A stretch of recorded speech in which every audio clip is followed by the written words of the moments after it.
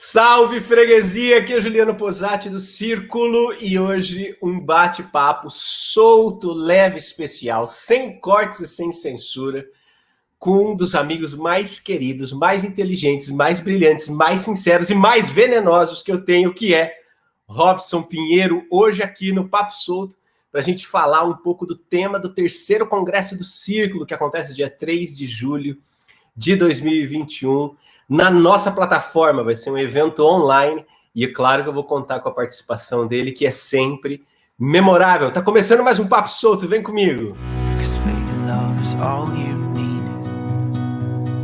This whole world doesn't see. Someday we could all be free. We could change the world if we would just believe. 'Cause faith and love is all you need. This whole world doesn't see.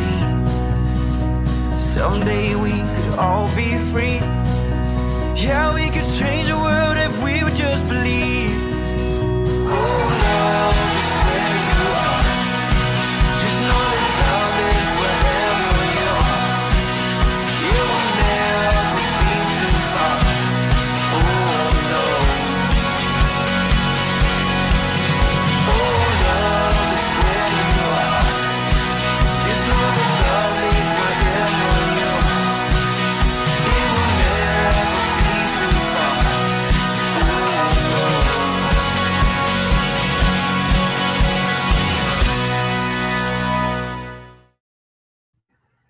Bem-vindo!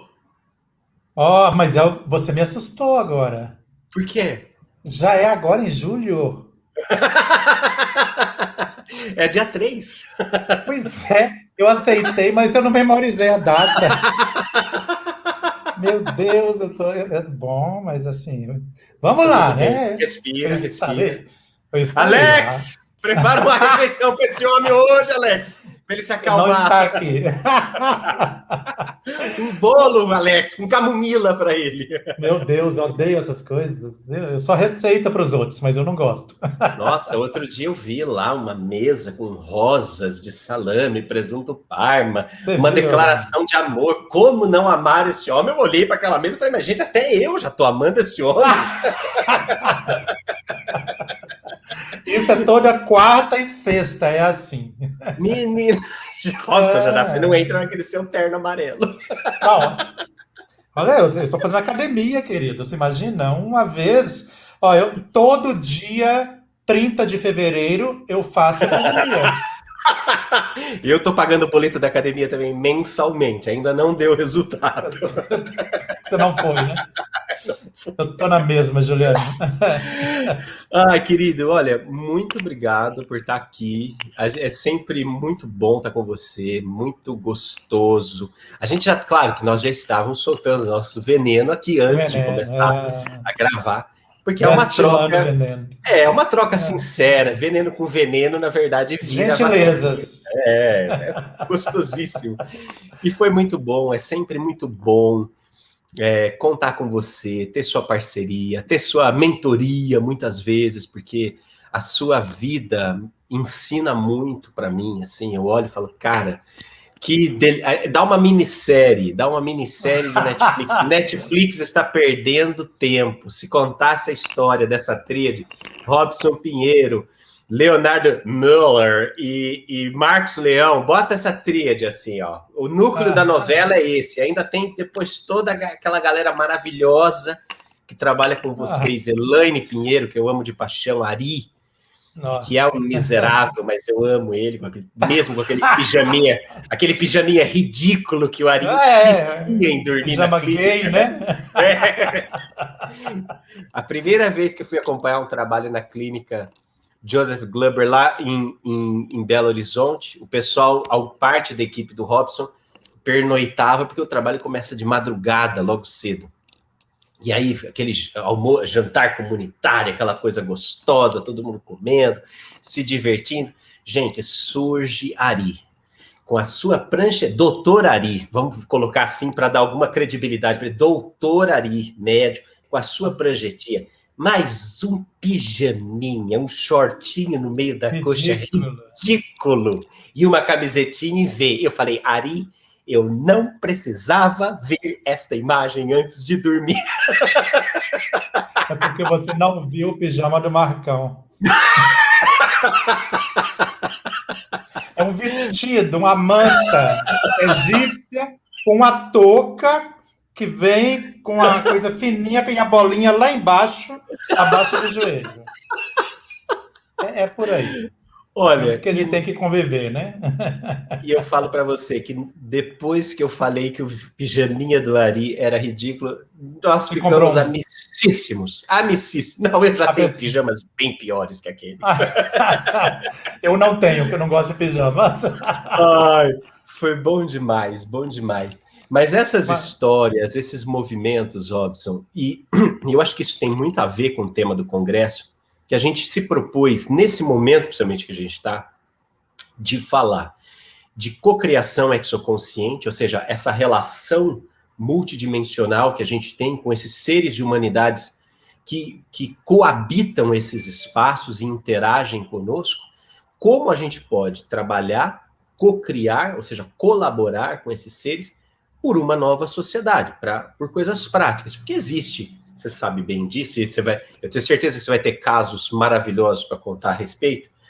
Você sabe muito bem que a gente tem uma certa tendência entre espiritualistas, espíritas, etc. e tal, de viver aquela dicotomia, isso é espiritual, isso é mundano, é material, né? Isso é o sagrado, isso é o profano. Então, primeiro separa. E depois vive aquela espiritualidade de dia de culto, de dia de igreja, de dia de centro, ali dentro, né? Mas que não é transportada para fora. E que, no final das contas, vira uma porta de fuga, né? Fuga da vida dele, que ele está frustrado, ele não consegue se realizar, ele está amargo, ele está chato, ele não conseguiu fazer nada, tem um relacionamento que é o inferno, aí não consegue conviver em casa, não consegue conviver com a família, com as pessoas, aí de repente desponta a mediunidade dele, e aí ele fala, só os espíritos me entendem. Porque eu não sou desse... Aí começa aquelas vibes assim, porque na verdade eu nasci em Júpiter, mas estou aqui por uma missão, mas eu não sou compreendido por esse meio. Você olha bem para a cara da pessoa, a vontade que você tem uma chinelada na cara. Nele. Eu dava uma voadora que o rim do cara ia parar lá em Marte, viu? Não dá conta de gente assim, viu? Não dá. Não. A falta de genuinidade, a pessoa tem que ser genuíno, verdadeiro com ele, com a realidade que ele vive, e que nós temos um tanto de máscaras que são utilizadas. Eu imagino que essas pessoas têm um guarda-roupa, né? Deve ser guarda-máscaras, que ela pega a máscara do santinho, veste, vai para casa de caridade, casa espiritualista dela, tira outra que é da fera, chega em casa, avança nos outros, pega outra máscara de coitadinho, coloca, e a pessoa, você vai falar assim, tira uma máscara atrás da outra, quem é esta pessoa, na realidade? É uma pessoa que está perdida, que está infeliz.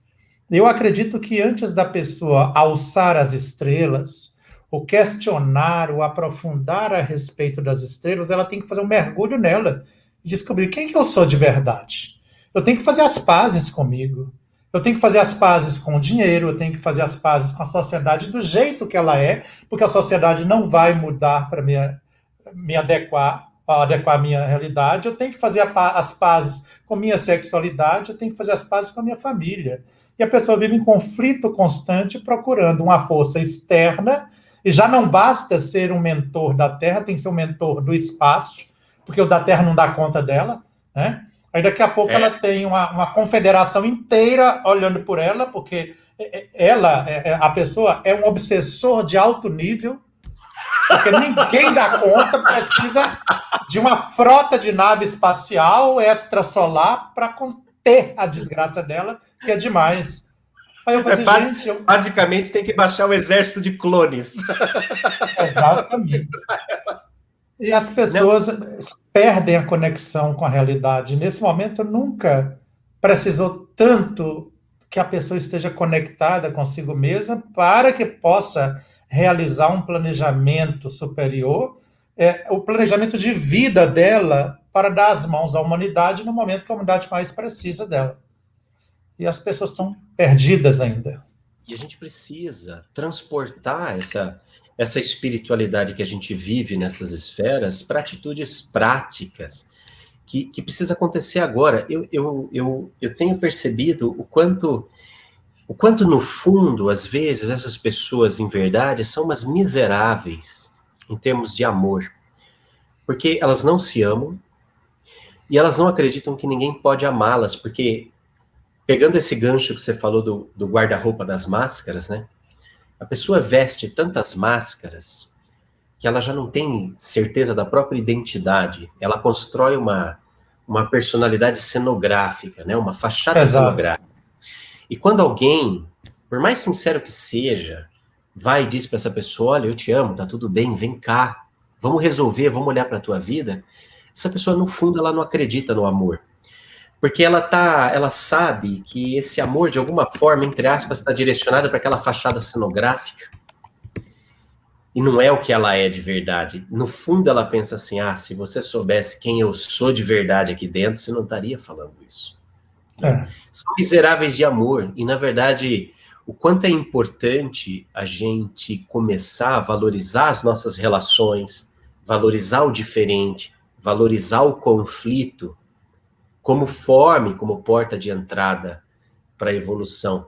Eu vejo lá pelo teu trabalho, e tanto que a gente conversa, né? Porque uma coisa é o que publica no YouTube, né? Aquela coisa linda. Os eventos nossos, o evento colegiado é tudo do bom e do melhor, tudo lindo, de primeira qualidade, tudo lindo. Mas os bastidores têm treta, tem diferença, tem atrito. E a colaboração espiritual está no meio disso tudo, né, Robson? Precisa. Mas eu queria voltar um pouquinho só quando você fala as pessoas, a pobreza de espírito. Eu gosto muito de um texto, Juliano, que está na Bíblia, na verdade está no livro de Apocalipse, logo no início, uma das 7 cartas do Apocalipse, que o Cristo manda às igrejas da Ásia. Então tem a igreja de Laodiceia, que reflete exatamente a situação atual. É a última igreja, a igreja dos tempos finais, né? E diz assim, eu estou rico e abastado e não preciso de coisa alguma. Né? E aí Jesus fala, e não sabes que tu és infeliz, és miserável, pobre, cego e nu. Então acaba que nós nos colocamos nessa situação de falsa espiritualidade em que a gente pretende ser a pessoa rica de informações, rica de conhecimento, que não precisamos do outro, né? Eu estou rico, rico sou e de nada preciso, de nada tenho falta. Mas não sabes que és miserável, pobre, cego e nu. Aconselho-te que compre de mim o ouro para que possa te enriquecer, colírio para melhorar tua visão e ver a hediondez da sua miséria, e roupas brancas para cobrir a vergonha da tua nudez espiritual. É o conselho à igreja de Laodiceia, que é o retrato nosso. É o retrato da nossa sociedade, das aparências. Das aparências, né? E você, fazendo um gancho para o que você citou na última parte aí, o trabalho, ele é cheio de percalços. E, às vezes, você lida na sua equipe com pessoas que boicotam o próprio trabalho.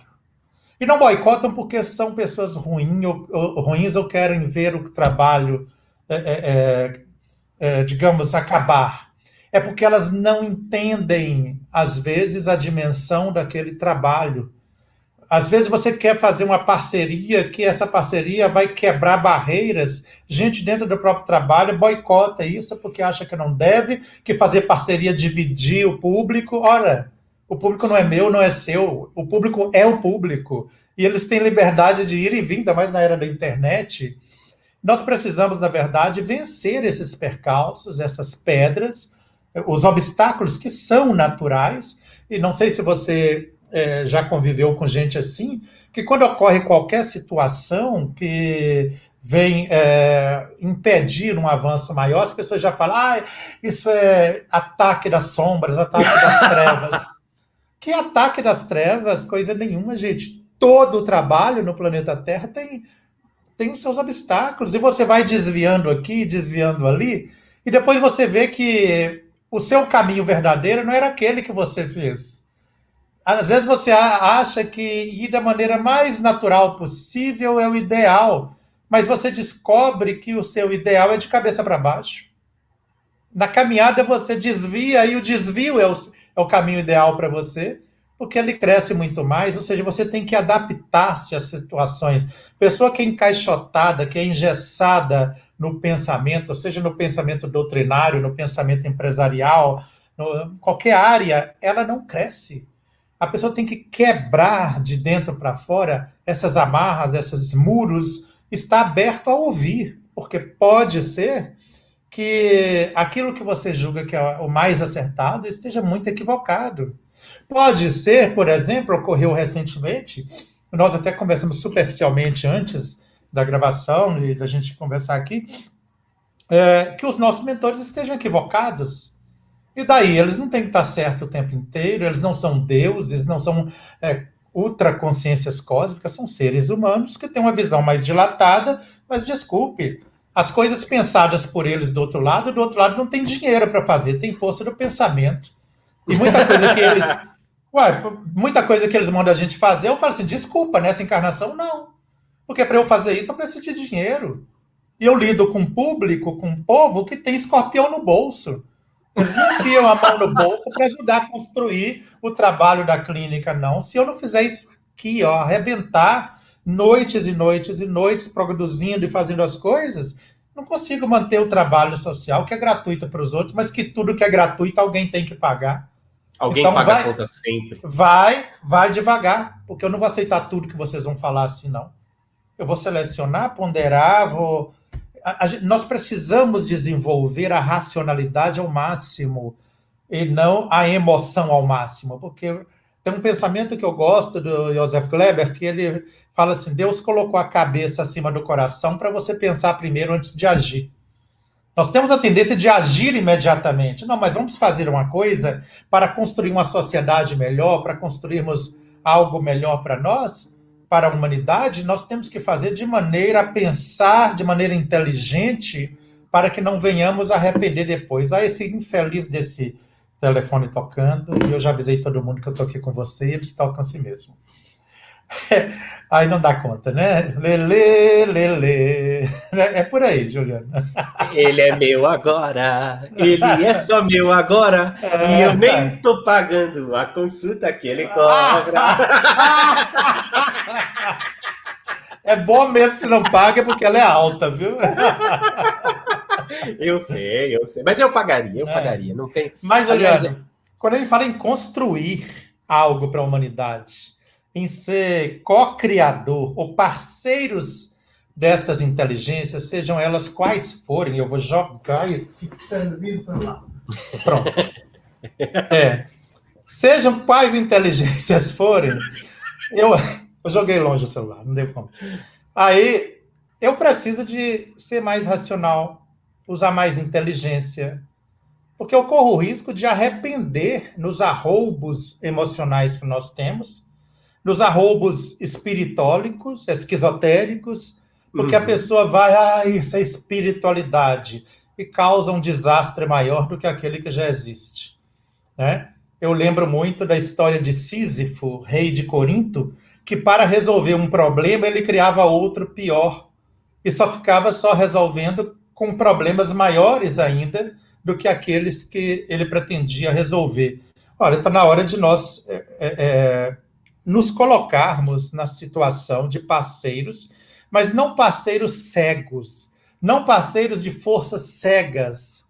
Né? Nós somos parceiros de forças da evolução, de seres que estão mais conscientes do que nós, num patamar mais consciente do que nós, com a dilatação mental e consciencial muito mais ampla, e isso exige de nós que nos aproximemos deles também, com a dilatação da nossa consciência, do nosso papel na humanidade.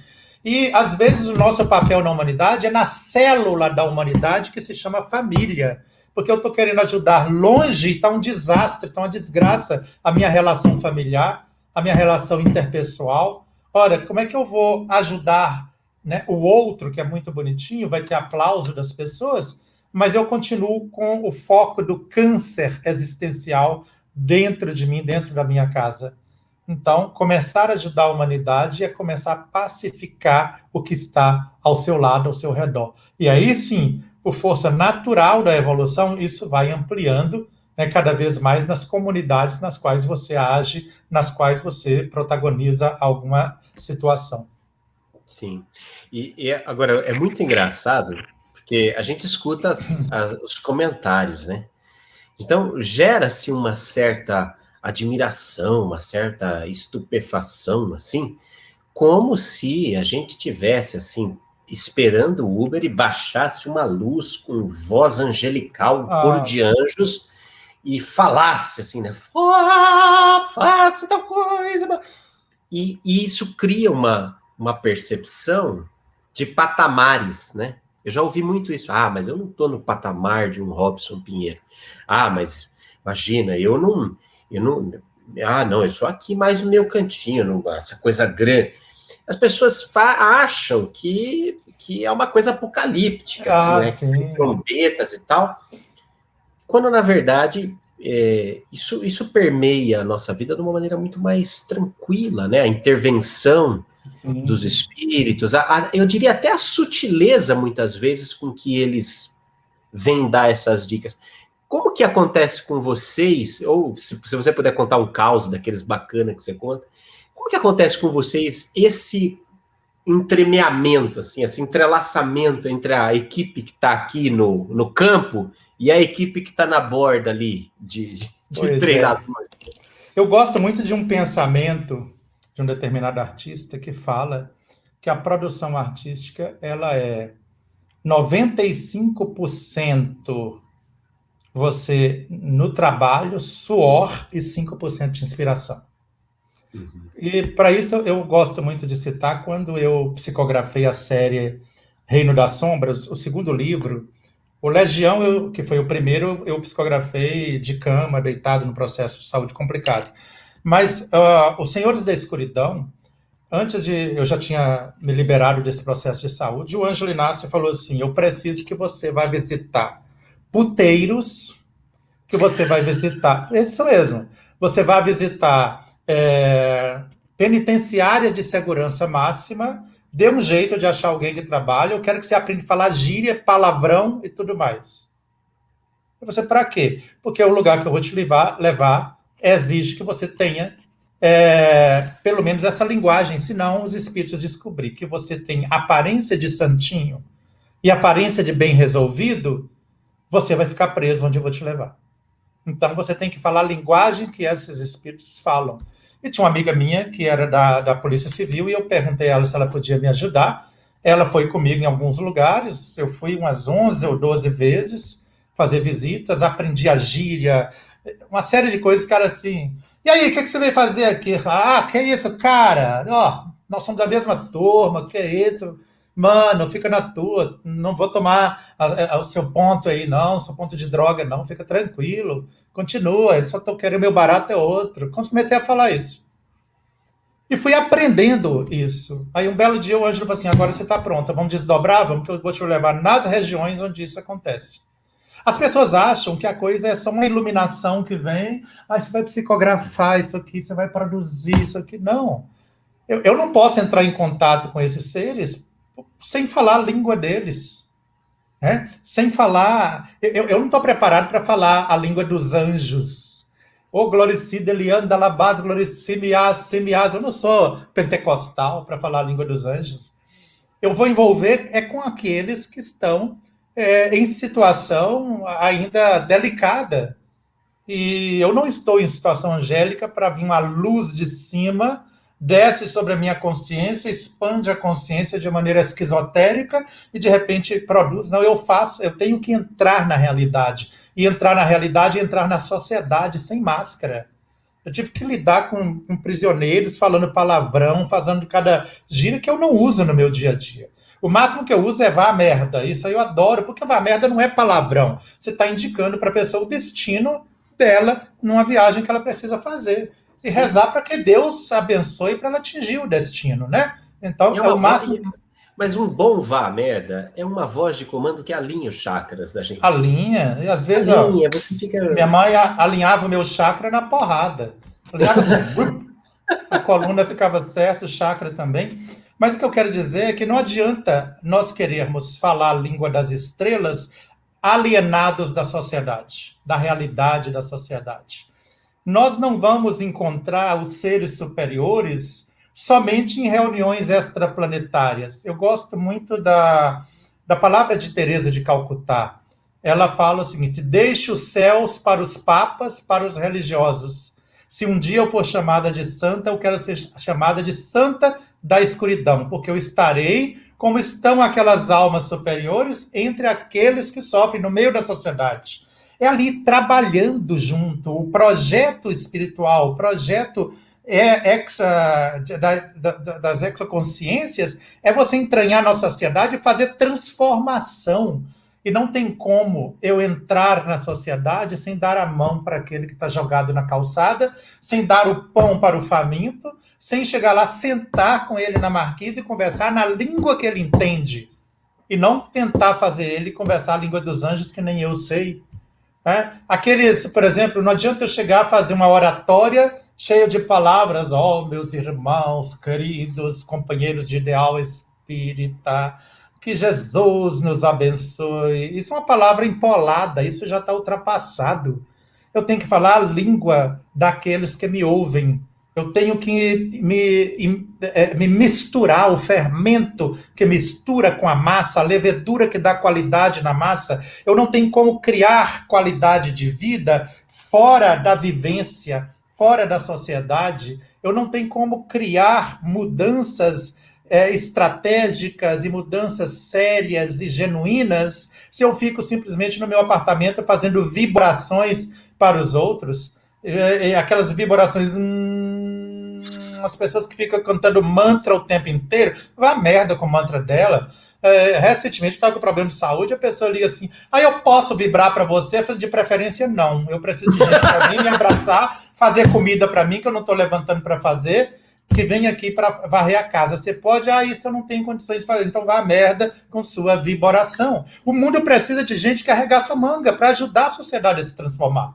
Ora, e eu posso transformar de várias maneiras. Aqui, enquanto eu estou falando, eu estou compartilhando ideias renovadoras, ideias que vão quebrar o engessamento mental, o engessamento das ideias que as pessoas estão habituadas. Nós precisamos entrar não só no coração, mas na mente das pessoas, porque só renovar coração não vai resolver. Nós vamos ter uma sociedade imbecilizada se eu renovar, só ficando palavras para os outros chorar. Eu não sou de fazer ninguém chorar, a não ser de rir ou de raiva, né?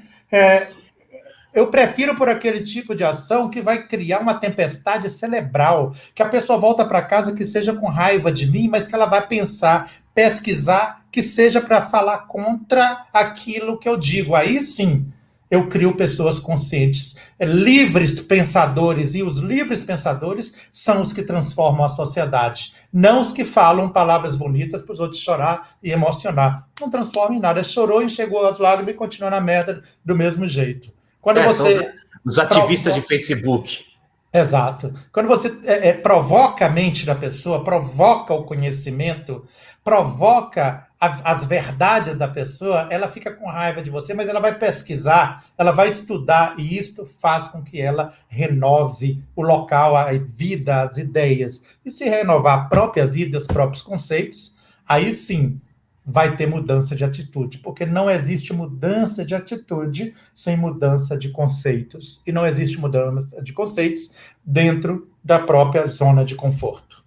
E é muito, olha, isso vem muito de encontro, uma coisa que nós estamos enfrentando, né, diga-se de passagem, mas porque esse ano, diferentemente dos outros, nós criamos o ingresso solidário para o Congresso do Círculo. Então, o que é o ingresso solidário? Primeiro que ele é um ingresso que tem um valor bem otimizado, R$250. Um evento online, R$250. Cada ingresso vendido, a gente vai doar uma cesta básica para a obra social da Casa do Consolador. Claro, antes da pandemia, a Mônica me falou, a gente distribuía 350 cestas básicas. A demanda da pandemia levou isso para 1.500 e está chegando a 2.000 cestas básicas. Bom, eu sou empresa, você é empresa também, né? Você tem as suas instituições não lucrativas, mas você é empresa, né? Nós somos empresa, nós pagamos impostos, nós pagamos funcionário, estrutura, etc e tal.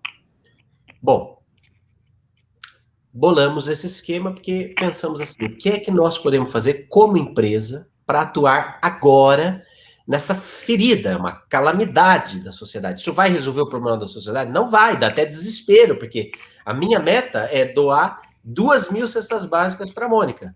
E eu achei que fosse segurar a coisa por ajudar por um tempo. Ela falou, filho, vai dar 1 ou 2 meses.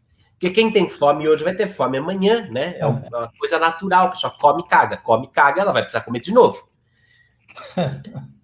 Aí, quer dizer, a gente pensou, bom, o que dá para fazer agora? O que a gente é bom de fazer? Bom, a gente é bom de fazer barulho, vamos fazer barulho, vamos criar um negócio assim, vamos jogar esse desafio para todo mundo e tá acontecendo, nós vamos bater essa meta, de chegar a 2.000 cestas básicas. Aí aparece o espírito de porco, que é o ativista de Facebook, né? Aí o ativista de Facebook vai dizer assim, não adianta nada dar o peixe, você precisa ensinar a pescar, porque isto é... Aí eu fico tentando imaginar essa criatura, esse espírito de porco encarnado, porque ele fala isso do alto do seu apartamento confortável, de barriga cheia, fazendo vibração, como você faz, como você diz. Fazendo vibração. Ô, criatura, me explica como é que eu vou ensinar a pessoa a pescar se ela não para em pé, de fome. Teresa de Calcutá falou isso com Gideão Internacional, que falou com ela, você está dando a comida à boca dos pobres, mas você tem que ensinar que ele pesque. Ela falou assim, olha, vamos fazer o seguinte, os meus pobres são tão pobres e famintos que eles não têm força para pegar na vara. Então deixa eu continuar dando a eles o alimento e você vem, então, depois do alimento, ensine eles a pescar. E aí a pessoa não apareceu mais, porque geralmente são aqueles que têm receitas para a vida dos outros, mas eles não entram na atividade em si. Né?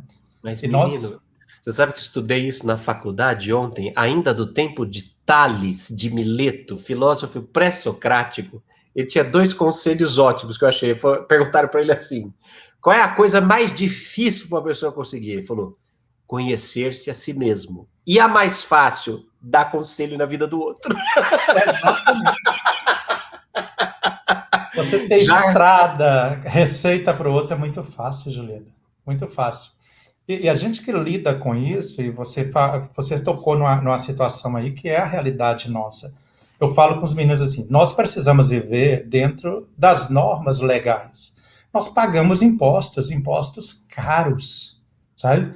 Mas eu sou revoltado com isso, mas ao mesmo tempo eu não posso deixar de fazer isso, para que eu possa ter uma vida útil na sociedade, para que as empresas possam prosperar, porque nós temos hoje, no mínimo, 13 pessoas diretamente ligadas a toda a produção nossa, fora as demais. Então, eu preciso manter o emprego dessas pessoas no momento que você corre o risco de ter que despedir.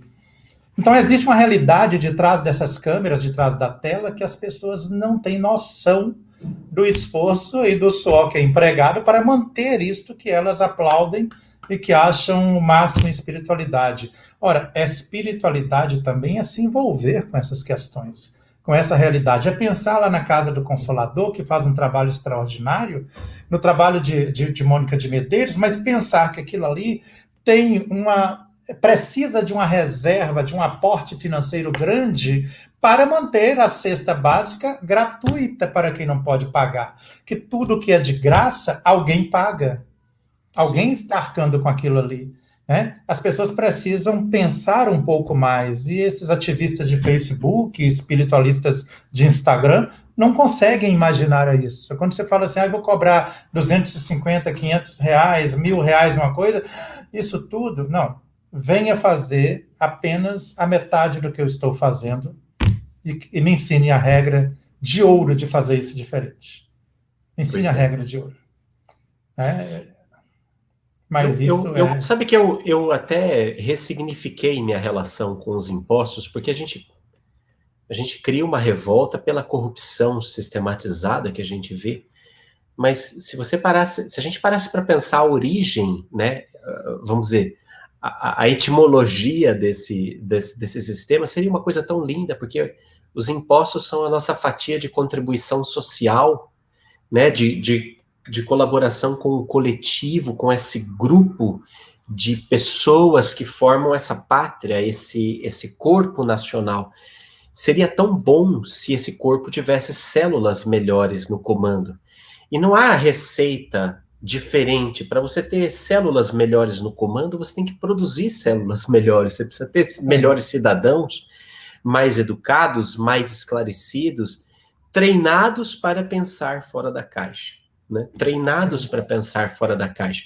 E é engraçado, porque nos últimos 200 anos a gente está vendo uma participação, uma presença, uma chegada de tantos espíritos que trouxeram um verdadeiro lumiar para a humanidade, para que nós conseguíssemos pensar fora da caixa e automaticamente nós nos amarramos a uma nova caixa. Vivemos de cabeça baixa, curtimos e seguimos somente aquilo que nos agrada e somos cada vez mais intolerantes com aquilo que é diferente de nós. Nós queremos a unidade e a força, na base da uniformização. Homem tem que fazer isso, mulher tem que fazer aquilo.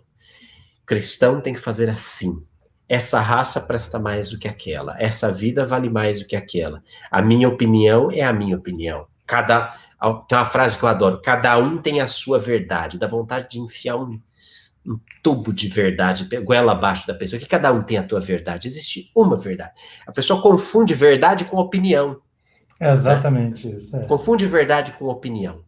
Então, o que nós temos é, no máximo, uma opinião sobre a verdade. A verdade é uma só. A verdade é aquilo que nos une, aquilo que nos aproxima, aquilo que nos leva a fazer o bem, aquilo que nos leva a trabalhar pela unidade, que não é outra coisa senão a diferença convivendo com igualdade, né? Você não conjuga igualdade sem conjugar o verbo diferença, sem reconhecer no outro a sua singularidade.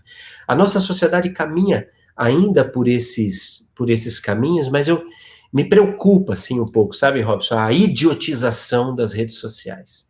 O quanto nós somos novas crianças mimadas. Então, se eu não gosto de você, se eu não concordo com o que você diz, eu te bloqueio. Eu tiro você da minha vida, eu tiro tudo que eu não concordo, ou que é diferente de mim, e ao fazer isso, eu perco a oportunidade de evolução que o conflito me traz. Não aquele conflito que é competição, que é atrito, que é briga, mas um conflito sadio, de pensamentos, né? De colocar, concordo, não concordo com você, mas eu não concordo por causa disso, que é aquilo que você falou, incitar o livre pensamento. Pode ficar com raiva, mas vai pensar. Vai pensar. Exatamente. E com essa atitude, a gente vê isso nessa era de aplicativos, né? Nem de internet, de aplicativos, porque as pessoas mergulham numa tecnomagia, porque a mente dela é imbecilizada por diversas formas, diversos aplicativos, e a pessoa às vezes não consegue pensar por si mesma. Essa coisa de eu só sigo o que tem a ver com a minha maneira de pensar não vai te trazer crescimento nenhum. Se você só ouve aquilo que te agrada e só vê o que te agrada, como que vai pensar, como que você vai desenvolver o livre pensamento, como será um livre pensador, como você vai crescer intelectualmente, né? Allan Kardec já dizia lá na Revista Espírita, que ele falava assim, para você ter uma noção exata sobre as coisas, você tem que considerar os prós e os contras.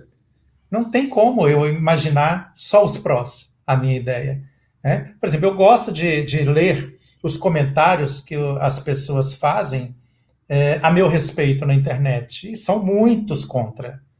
Eu vou ver o nível de inteligência ou de idiotice daquele comentário. E pode ser que eu encontre alguma coisa que eu vou melhorar, né? Então eu vou olhar assim, gente, será que a pessoa tem razão mesmo?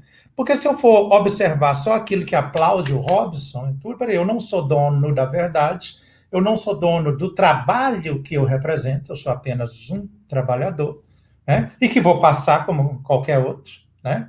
Por exemplo, agora eu estou preparando o colegiado para viver sem mim. Eu pretendo em breve, assim, dentro de poucos meses, internacionalizar a sede do colegiado, levar isso para a Europa, porque no meu jeito de ver e de pensar, aqui no Brasil, você está encontrando cada vez mais dificuldade de expandir o seu negócio, de expandir a coisa. Eu já estou observando isso tudo. E para isso, eu já tenho outra pessoa muito próxima de mim, o Leonardo Moller, que ficará à frente de tudo aqui no Brasil, enquanto eu fico fora do Brasil, fazendo as outras coisas que têm mais avanço nas ideias, mais avanço na maneira de pensar das pessoas. Olha, não dá para eu ficar eternamente na mesma coisa. Mas para isso também eu tenho que conhecer quais as demandas das pessoas, quais as reclamações das pessoas, o que, que elas dizem a meu respeito, a respeito do trabalho. Né? Será que aqueles que são detratores, eles vão fazer um trabalho no mínimo igual ou melhor? Ou só estão no campo das ideias? Porque a maioria das pessoas é fácil. Eu posso achar 200.000 coisas contra você, mas será que eu faço o que você faz? Eu faço o movimento de transformação que você faz? Eu costumo usar alguns exemplos, né? Tem algumas pessoas que eu conheço que falam assim: eu não gosto do jeito do Divaldo Franco falar. Ok, do jeito dele falar é uma coisa. Mas você faz o que ele faz? Você constrói o que ele construiu ao longo do tempo?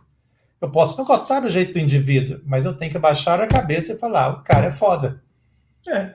É foda. Agora, o jeito de falar é de acordo com a geração, com a cultura, com o meio que a pessoa utilizou. E isso, o jeito do Robson falar não é o mais adequado para um centro espírita ou espiritualista, que só tem pessoas elevadas, espiritólicas e tudo. Não, porque eu vou meter o pau em muita coisa. Então, eu não sirvo para isso, o meu jeito de falar. Né? Mas eu falo com as pessoas: bom, você não gosta do Juliano, não gosta da Mônica, então faça pelo menos 1/3 do trabalho que eles fazem, e aí você tem moral para você falar. Então, ao mesmo tempo que a gente tem que ouvir a opinião do outro, mesmo que seja contra a nossa opinião, ouvir tudo que é contrário, e que às vezes, naquele que é contrário, eu vou descobrir muitos caminhos para que eu possa desenvolver alguma coisa que vai impactar a sociedade. Eu também preciso deixar o outro consciente de que eu estou fazendo aquilo que eu dou conta de fazer. Se alguém não concorda, por favor, faça melhor e me ensine depois. Faça uma cartilha, um passo a passo para eu seguir, porque também, se nós formos observar as opiniões no sentido de nos entregarmos a elas e vamos parar tudo, vamos mudar o roteiro porque as pessoas são contra, você não vai agradar ninguém. Temos mais de 7 bilhões de pessoas. Cada uma tem o seu cu e cada um tem sua opinião. Ora, pelo amor de Deus, não dá para você ir... E quase sempre ambos botam merda no mundo. Botam merda no mundo. Robson, você cruza na grande área e não quer que eu chegue cabeceando. Mas é isso mesmo, põe merda no mundo. Agora, olha, desculpe, isso vou continuar fazendo. É uma coisa muito interessante, porque a gente cresce sob uma pressão da sociedade de que a gente tem que dar conta de tudo, a gente tem que representar um modelo ideal de sucesso, e quando não, vem aqueles artigos maravilhosamente estúpidos de revista de negócios e carreira, dizendo 10 passos para o sucesso, a fórmula do sucesso, ou então o meu predileto, às avessas, 10 hábitos de pessoas de sucesso, né? Ai, meu Deus. Aí a hora que você começa a ver, você vai chegando no 7º hábito, você fala: ferrou, eu não tenho nada disso, eu sou medíocre pro resto da vida. Nós nos colocamos essa pressão de seguir um modelo, de ter um modelo de sucesso, roteiros, fórmulas, etc. e tal, e não abrimos espaço para a valorização da nossa individualidade, a nossa singularidade, que é linda quando não percebida de uma maneira egoísta, né? Que individualidade não é individualismo, não percebida de uma maneira egoísta, mas de uma maneira complementar. Eu não preciso dar conta de tudo, Eu não preciso ser tudo, eu não preciso ser o modelo, eu preciso ser a melhor versão de mim mesmo, e tá tudo bem as pessoas precisarem umas das outras. Isso que a nossa sociedade ainda não entendeu. Não entendo. Existe um espaço que o Robson Pinheiro ocupa, que é o espaço que o Robson Pinheiro ocupa. Ponto. E o meu espaço que o Posati ocupa é um outro espaço, é diferente, é o espaço que Mônica ocupa, o espaço que cada um de nós ocupa é um espaço específico, singular, onde a gente tenta entregar o nosso melhor talento para realizar. E quando a gente percebe isso, que pessoas precisam umas das outras, a gente entra numa coisa libertadora, que é, primeiro, eu não preciso ser tudo para todos, eu nem posso ter essa pretensão. Em segundo, as diferenças são a nossa maior vantagem. Quando eu reconheço a diferença do outro, o jeito diferente do outro, e também o alcance diferente do outro, eu começo a perceber que nós funcionamos como um grande organismo. Pé não pode querer ser mão, mão não pode querer ser pé, estômago não pode querer ser cabeça, coração não pode querer ser rim. Cada um de nós, no seu papel, se complementa. Poxa, essa história tem pelo menos 1960 anos, é da carta de Paulo aos Coríntios. E nós ainda não compreendemos a sociedade como um organismo complementar, que se reforça e tudo mais. E esse organismo complementar necessariamente passa pela ideia de parceria. Por que nós não podemos fazer uma parceria? Estamos trabalhando todos com um propósito universal. Cada um em sua área, em sua competência, mas com uma convergência de objetivos extraordinário. A gente se encaixa, a gente se complementa, né? Nós não temos tudo que a pessoa precisa na plataforma dos Guardiões, e daí ela vai poder achar isso no Círculo, que vai poder também complementar com a Mônica de Medeiros, e que vai complementar com o outro também, e daí a lei da complementaridade e das competências de cada um, elas se casam, e nós precisamos disso para transformar a sociedade. Até porque ninguém come no mesmo restaurante todo dia. Sim, eu gostaria de comer sempre em um restaurante simples, pobre, né, lá no Fazano, mas ninguém come no mesmo restaurante todo dia. Isso é uma coisa interessante. A natureza do ser humano é plural. Nós somos seres plurais, relacionais. E existe essa ilusão da posse, né? Isso é o meu público, isso é o meu lugar, isso é o meu trabalho, isso é o meu papel, o meu propósito. A gente é tão possessivo que até ex-mulher vira minha ex-mulher. Como é que pode ser minha e é ex? Não dá para entender, percebe? Nós somos muito viciados na questão da posse e muito ainda titubeando na questão da colaboratividade, da complementaridade, da sustentabilidade, da suficiência, né? Porque a verdadeira prosperidade é a suficiência, e ainda estamos presos. Agora, gente, isso aqui é só para vocês molharem o bico, entendeu? É para molhar o bico. Por quê? 3 de julho vai ser o dia inteiro falando e pensando essas questões, como a gente transporta a experiência maravilhosa, linda, que é fantástica, a experiência multidimensional de interação com esses seres de humanidade que estão aqui e trabalham, como é que a gente transporta isso para a prática do dia a dia? Como é que a gente leva isso à frente? O Robson é nosso convidado de honra, sempre foi, sempre vai ser.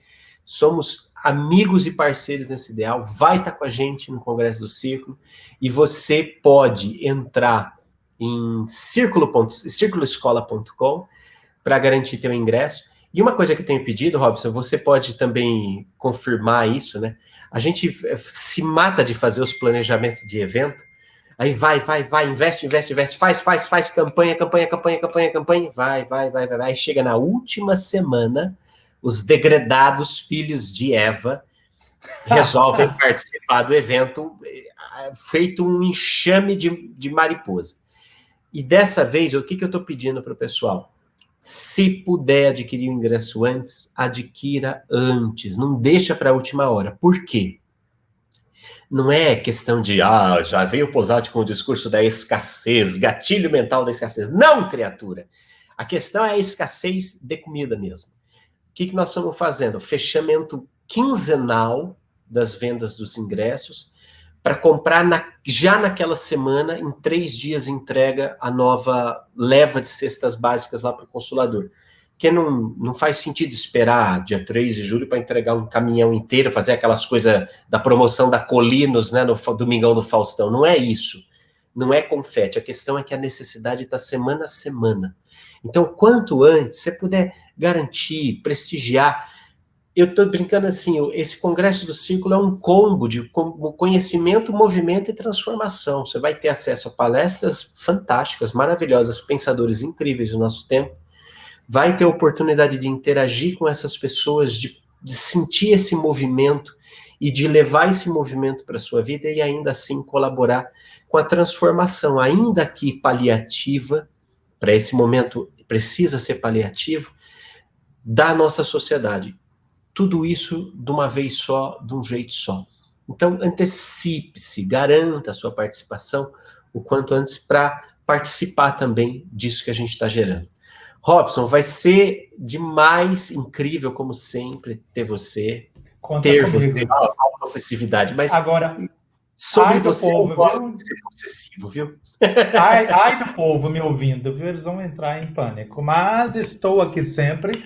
Você conta comigo incondicionalmente, Juliano. Incondicionalmente. Sim. Estou contigo, com o Círculo aí, com a Mônica de Medeiros, com o Consolador. São pessoas que eu, de verdade, entro no fogo por elas, tá? Porque eu conheço o seu propósito, conheço o seu trabalho e sei da seriedade, mas não só da seriedade, mas da capacidade de transformar vidas e consciências que vocês têm. Então é isso. Nós aí também, querido. A recíproca é muito verdadeira, é uma amizade tranquila, não é confete. É amizade, né? É amizade como tem que ser, como tem pode ser. E foi bom demais. O papo com você sempre é solto. Gente, olha, até que a gente se comportou bem, viu? Sim. Nós estamos ficando confortados. Eu até ensaiei algumas coisas, mas o celular não deixou, porque eu tive que jogar ele fora, né? Tá ótimo assim, né? Querido, conta comigo mais vezes se precisar e se quiser, tá bom, meu querido? Obrigado, Robson. Um beijo a todos vocês, gente. Aí. Um beijo, nós nos vemos no Congresso.